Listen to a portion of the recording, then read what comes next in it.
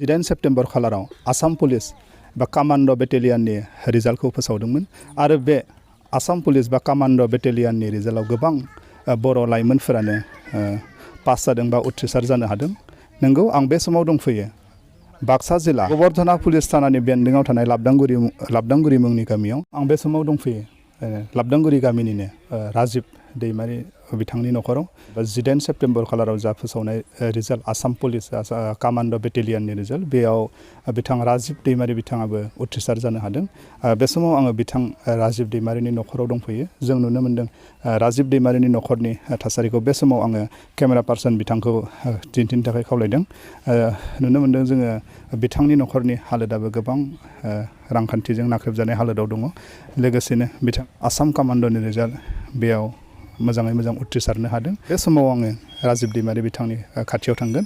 जा आसाम कमान्डोनि रिजाल्ट बेयाव उथ्रिसारनानै बिथाङा बे समाव गोसोआव माबायदि सानदों आरो माबायदि गोब्राब नाजानानै बिथाङा मैयानि जा फोसावनाय रिजाल्ट आसाम कमान्डोनि रिजाल्ट बेयाव माबोरै उथ्रिसारनो हादों बेनि सोमोन्दै राजिब दैमारी बिथांनि खाथियाव थांगोन आरो बिथांनि खुगानिफ्राय जों माखासे बाथ्राफोरखौ मिथिनो नाजागोन।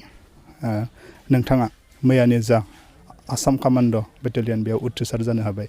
बे समाव मा फोरमायगोन माबायदि मोन्दों गोसोआव? गिबि गिबियावनो खुलुमबाय।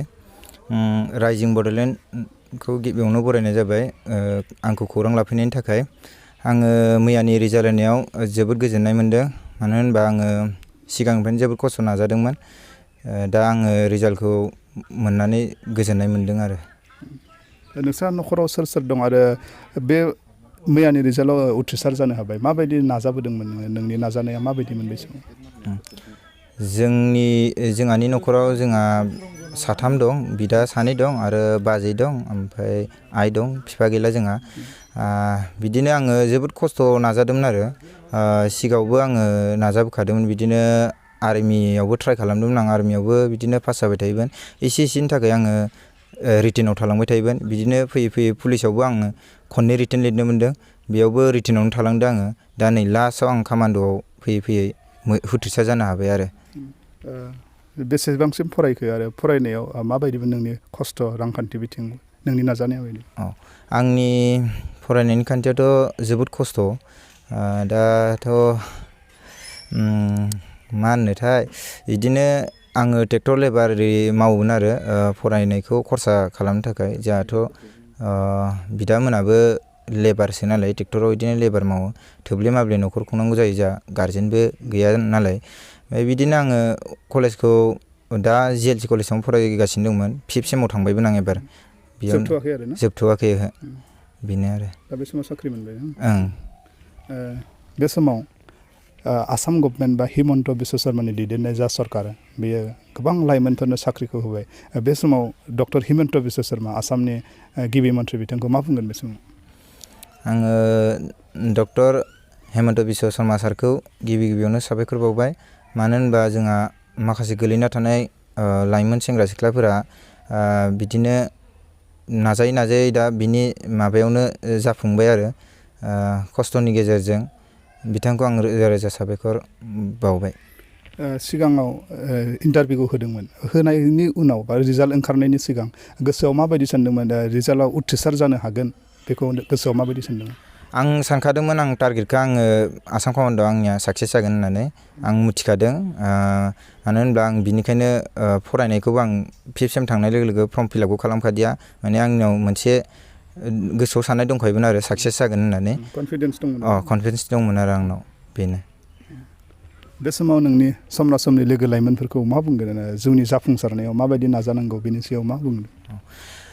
जोंनि लोगोफोराथ' बहुद दंमोन। ओमफ्राय बिदिनो नाजानायखौ दिनैसिमबो गाराखै। बिसोर नाजाबाय दं। बिसोरखौ आं जेनेबा बुंनो सानदों आरो माने जोंबो नाजानायनि खस्थ' गेजेरजोंसो दिनै जाफुंहोनो हादों। बिसोरखौबो आं खावलायो जाहाथे नाजानायखौ गारनाङा।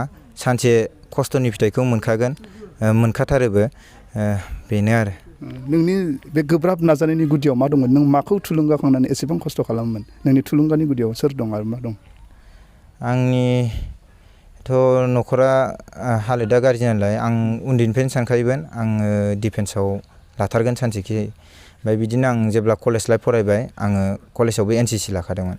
बिदिनो नाजायै नाजायै आं नाजाथाबथारगोन होननानै आंनि आइनि सिगाङावबो बुंखाबाय थायोमोन आं सानसेबाबो साख्रिखौ लाथारगोन बिदि होननानै आं गोसो सिङाव थुलुंगा लाना थायोमोन आरो दिनै जाफुंफैबाय गोसोआव दिनै जाफुंबाय आरो नाजायै नाजायै आंनि बिथां राजिब दैमारि बिथाङा गावनि नाजानायखौ फोरमायबाय माबायदि बिथाङा गोब्राब गावनि न'खरनि रांखान्थि हालोद बेखौबो फोरमायबाय जों नुनो मोन्दों बिथांनि न'खरा गोबां जों बिथांनि न'खरनि हालोदखौ नायब्ला बुजिनो हायो जे बिथांनि न'खरादि रांखान्थि आंखालनि हालोदाव नाख्रेबजानाय जों बेखौ बुजिनो हायो बे समाव आङो बिथां राजिब दैमारिनिनो आंगो बिमा बिथांनिफ्रायबो दिनै बिथांनि आंगो फिसाज्लाया दिनै आसाम कामान्ड'आव साख्रि मोननाय उनाव गोसोआव माबायदि साननाय फैदों बेखौ मिथिनो नाजागोन मा फोरमायगोन बे समाव नोंथांनि फिसाज्लाया दिनै साख्रि मोनबाय गोसोआव माबायदि सानदों आंथ' आरो मा बुंगोन बिदिनो दुखुयैनो सोलिबोबाय थाखा फैसानि माबायै